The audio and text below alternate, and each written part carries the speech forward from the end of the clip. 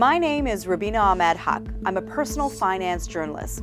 I want to talk about our current attitudes towards saving and spending and why they are foolish and dangerous. In the 1980s, for every dollar Canadians earned, they would sock away 20 cents. Granted, at the time, interest rates were at historic highs, encouraging people to save, but mortgage rates were sky high as well. At that time, Canadians had to save up a large down payment before even considering home ownership.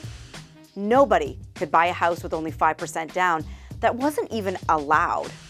Fast forward to today, and Canadians have abandoned the idea of saving up and avoiding a mountain of debt. The savings rate has dropped to less than 5%, and Canadians are willing to sign up for colossal high-ratio mortgages because they can.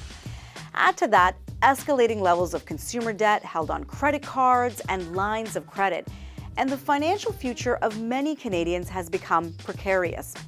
Already, a recent report found that close to 50% of Canadians would be unable to afford their life if their bills went up only $200 a month. Think about what that means, $200. What if you became unemployed for a few months or needed an emergency home repair?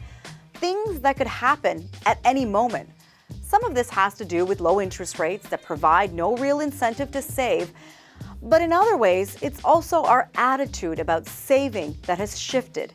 That in some ways, saving is old-fashioned, quaint, something your parents did. This change in attitude is putting Canadians at risk of financial ruin. So, who's to blame for this shift in thinking? For one, it's the banks and their tendency to offer bigger and bigger loans.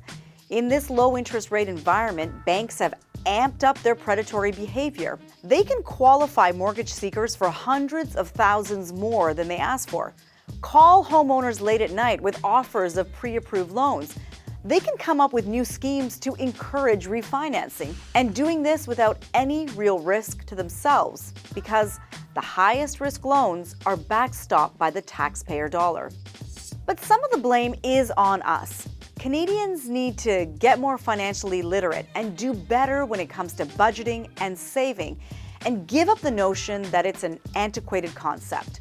Whether you rent or own, are a student or a full-time employee, making $30,000 or $3 million a year, the basics remain the same.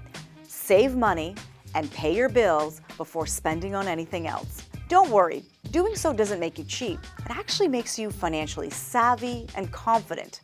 Let's bring the concept of saving back into fashion. For The National, I'm Rubina Ahmed-Haq.